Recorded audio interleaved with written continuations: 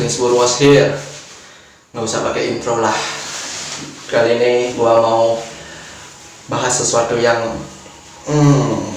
kalau didiemin ngerasain juga. Sebenarnya gua udah mau diem, gua nggak mau bahas ini sebenarnya. Cuma ya makin kesini kok makin panas, kok gua makin naik darah jadinya. Nah, seperti yang kalian udah baca di judul, kali ini gua itu mau bahas soal kasusnya si Jering, Superman is Dead, yang di beritanya itu dia ditahan karena dugaan pencemaran nama baik. Kita sendiri juga bingung jadinya. Ini cuma pembahasan kecil-kecilan lah, sekalian kita diskusi. Mungkin kalau ada yang mau diskusi silahkan di kolom komentar. Nggak perlu pakai intro, opening atau apalah yang panjang-panjang karena durasi juga, biar cepet kita bahasnya. Sekalian mau buat konten bahas aja lagi karena udah resah ini. Gua udah pegang-pegangin hasil mic gua dari tadi. Jadi ya langsung aja ke pembahasannya. Sedikit biodata singkat dari sosok Jering. Dia punya nama lengkap, namanya Igede Ari Astina alias Jering. Dia itu adalah seorang musisi dari sebuah band Superman is Dead. Dia sebagai drummer di band itu. Dia lahir di Kuta 10 Februari 1977. Sesuai sama informasi yang gue dapat, dia itu adalah owner dari salah satu bar yang ada di Bali. Yang di sana sempat ada kegiatan kayak bagi-bagi nasi bungkus untuk masyarakat di sekitar sana, masyarakat yang kesana nggak tahu beritanya. Dia ngadain aktivitas itu setiap hari mulai dari bulan Juni tahun 2020. Menyak kasusnya dia sekarang itu dia digantiin sama teman-temannya, sama istrinya juga. Jujur kalau gue itu nggak terlalu ngikutin dia di sosmed lah, tahu aktivitasnya kayak gimana. Gue nggak terlalu tahu orangnya kayak gimana, tapi sosoknya itu kayak punya idealis, orang yang sangat gigih menurut gue. Pokoknya dia itu kalau udah nggak cocok ya lawan. Kalau dari sudut pandang gua, karena gua nggak terlalu ngikutin dia, gua nggak tahu gimana dia aslinya. Soal kasusnya si Jering itu kan katanya dugaan pencemaran nama baik dan ke pihak ID, Ikatan Dokter Indonesia, langsung aja lah gua sebut Ikatan Dokter Indonesia, yang katanya di postingannya si Jering itu di IG. Dia bilang kalau ID itu kacung WHO. Kayak dia itu salah satu orang yang nolak adanya new normal, karena dia itu mintanya true normal, bukan new. Dia bukan minta normal baru, dia emang bener mau normal gitu loh. Itu karena event-event yang dia buat, event-event yang dia buat, yang event musik lah atau apa yang kumpul-kumpulan itu, yang buat orang berkumpul buat nonton, dan itu dia buat seolah-olah nggak ada new normal sama sekali kan. Jadi ya bisa gua simpulin dia itu orang yang menolak new normal. Dan ya sesuai juga sama statement-statement yang dia berikan setiap event, bahwa dia itu selalu tak percaya soal wabah ini. Ada banyak orang yang nggak percaya sama wabah ini, jujur, termasuk gua sebenarnya nggak terlalu percaya sama wabah ini. Cuma ya gimana ya, 50-50 lah. Semoga nggak ada kasus habis gua ngomong ini. Lanjut lagi ke kasusnya dia itu dilaporinya tanggal 16 Juni tahun 2020. Seperti yang gua bilang tadi, karena postingannya di sosmed soal ID kacung WHO dan segala macamnya. Sekarang dia ditahan di Rutan Polda Bali. Kalau gua denger ya, dia itu kena 2 pasal. Yang satu itu pasal 28 ayat 2 sama 45A ayat 2 Undang-Undang ITE dengan ancaman pidana lebih dari 5 tahun. Dia itu punya massa, dia punya kekuatan, punya power, dan ada banyak orang juga yang nggak setuju soal omongan dia, tapi banyak juga yang sepemikiran sama dia gitu loh. Alhasil ya masyarakat yang banyak yang mendukung dia juga, sampai ada yang buat baliho lah, nyebarin hashtag, sampai buat baliho, ada yang buat petisi buat ditandatanganin sama orang-orang. Yang gua lihat itu petisinya naiknya cepet banget anjing, bener nggak habis pikir gua. Satu hari berapa itu tembusnya 20.000, belum sehari bahkan kalau gua lihat-lihat. Makanya gua bisa bilang gua percaya nggak percaya 50-50 sistemnya. Ya kalau opini gua itu wabah ini ada, virus COVID ini ada, cuma nggak semematikan. Gimana sih kayak ngomongnya itu, dia berbahaya tapi nggak mau mematikan. Karena gimana, dari awal kasus ini ada, yang dilihat itu yang diberitain itu kan orang yang meninggal karena kasus ini, dan juga ada riwayat penyakit mematikan kayak penyakit bawaan, serangan jantung lah, gagal ginjal atau apalah itu. Gua juga sempat cari informasi soal apa sih namanya, soal angka kematian yang emang dari COVID lah, dari ini itu ada yang meninggal emang meninggal karena COVID, emang bener-bener COVID, yang meninggal karena pure COVID itu ada, cuma sedikit. Makanya ketutupan sama berita yang orang sakit jantung habis itu mati dikatain COVID. Ya itu alasannya, ya kayak gitu, ketutupan. Kebanyakan berita-berita yang kayak gitu, semua orang pasti ada COVID-nya. Kalau dicek semua orang pasti ada, tergantung gimana cara kita jaga diri kita. Ya balik lagi, kalau gua pikir-pikir itu sebenarnya bukan karena harus pakai masker. Siap pakai masker, oke lah, tapi dalam konteks, nah masker yang kita pakai sekarang, masker medis atau masker yang dijual-jual itu, yang ada varian-variannya, yang ada sablonnya, yang itu kalau gua apa sih namanya, kalau dari opini gua itu sebenarnya maskernya itu bukan mencegah virus masuk, tapi mencegah virus yang ada di kita keluar. Kayak misalnya kita batuk, biar virus dari kita batuk itu nggak keluar, bukan virus yang dari luar nggak masuk menurut gua. Karena kalau dipikir-pikir banyak loh, ada masker yang emang apa sih namanya, yang emang untuk kayak masker anti radiasi, masker anti racun.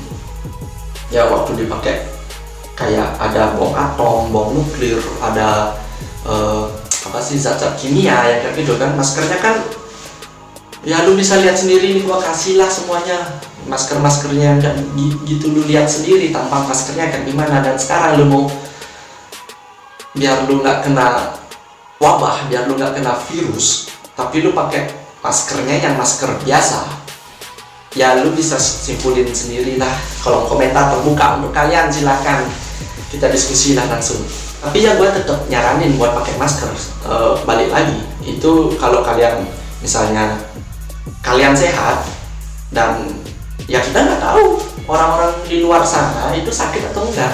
Sama juga kalian sakit, dan kalian juga nggak mungkin kan kayak membahayakan orang-orang di luar sana dengan kalian tidak pakai masker gitu loh maksud gua. Makanya ya pakai masker, tetap pakai masker lah. Apalagi kan sekarang kalau nggak pakai masker ditilang 250.000 anjir, kasihan, kita udah nggak kerja bro, biar tilang lagi. Yang penting pakai masker, minimal lah, hemat 250.000. Balik lagi ke kasusnya sosok si Jering ini.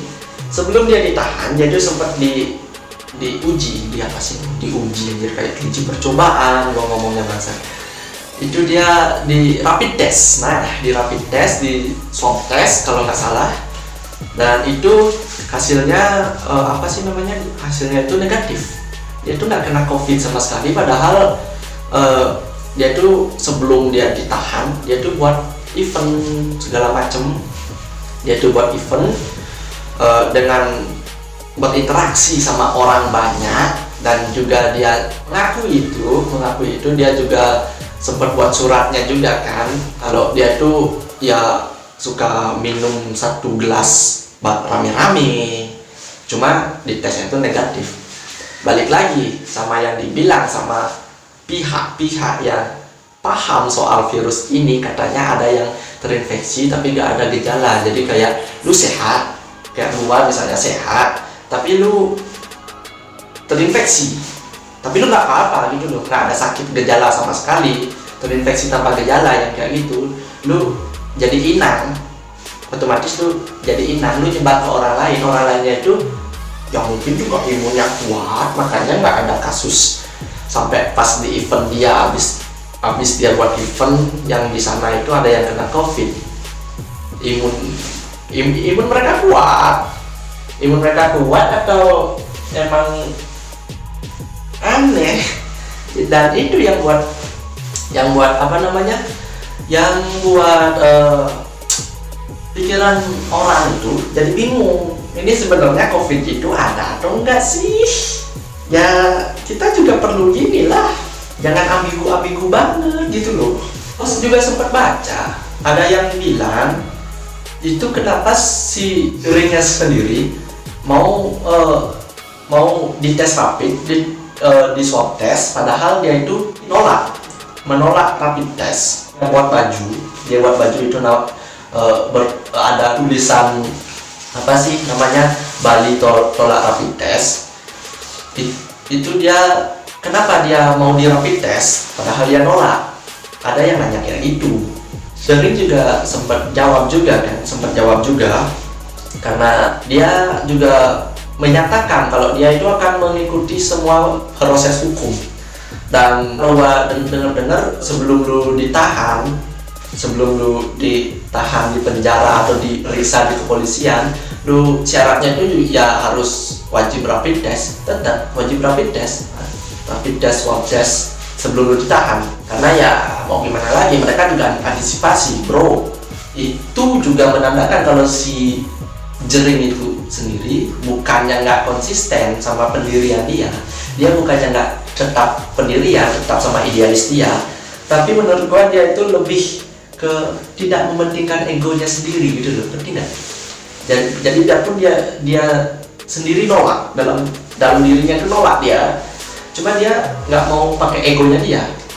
Mungkin karena dia berpikir kalau dia pakai egonya itu perkara jadi makin panjang, susah diselesaikan, bakal lama kasusnya. Makanya ya dia ikutin aja dulu. Sempat ada video dia buat kayak pernyataan dia. Itu kalau poin-poinnya yang gua dapat itu, dari poin pertamanya itu dia menyatakan kalau hasil tesnya itu negatif. Jadi ya mungkin ada beberapa media yang beritain kalau dia itu positif segala macam bla bla bla bla bla. Dia menyatakan kalau hasil tesnya itu negatif dan minta ID buat meneliti badannya dia, meneliti imunnya dia, biar wabah ini cepat diatasin, biar wabah ini cepat ada penanganannya, biar masyarakat itu tidak terlalu larut sama ketakutan yang dilebih-lebihkan. Poin yang kedua itu soal hak penangguhan masa tahanan. Itu dia bilang ini bukan karena dia cengeng, karena siapa ya? Kayaknya ada orang penting juga yang bilang kalau si Jering itu dia minta masa penahanan karena dia cengeng. Ditahan kok cengeng, ditahan kok malah minta penangguhan. Tapi memang karena ada undang-undang yang soal apa sih namanya, hak untuk mendapatkan penangguhan masa tahanan, emang ada undang-undangnya kayak gitu. Dan menurut dia itu di sini juga banyak kejanggalan dari masalahnya dia, dari cara penanganannya mereka, dari apalah itu, banyak lah pokoknya. Di akhir poin keduanya itu dia juga banyak nyindir sebenarnya, banyak nyindir.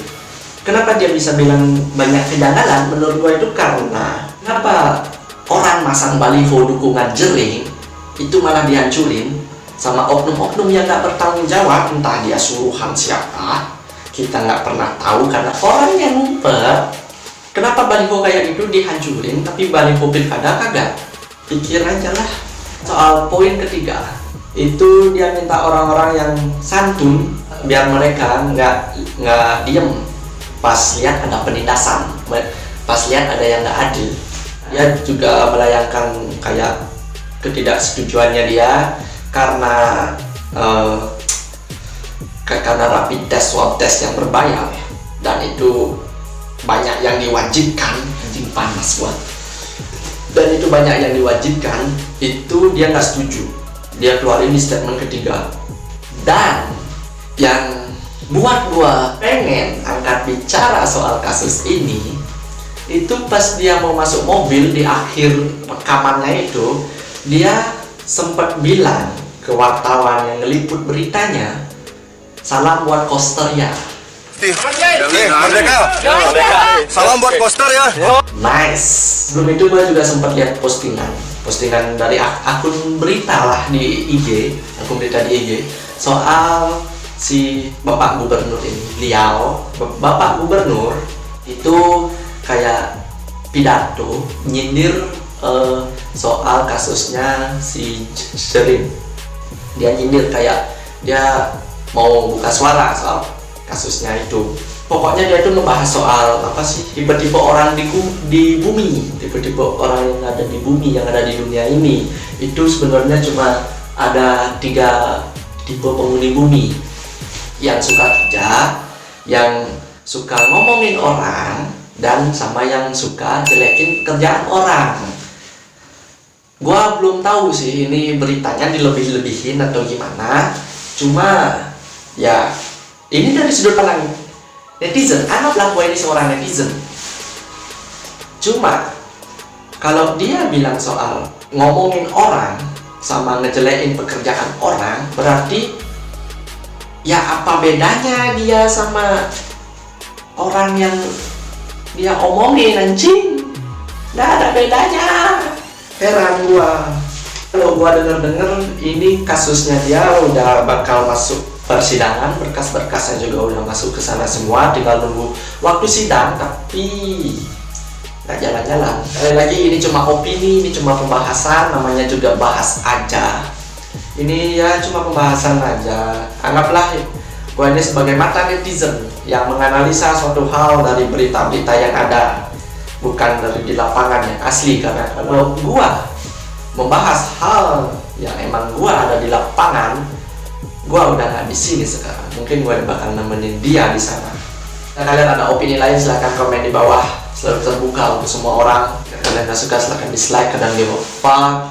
Silahkan berikan pendapat kalian, berkomentar dengan bijak. Jangan pernah diam. Kami tak diam, tak bisa dibungkam. See you next video. Peace.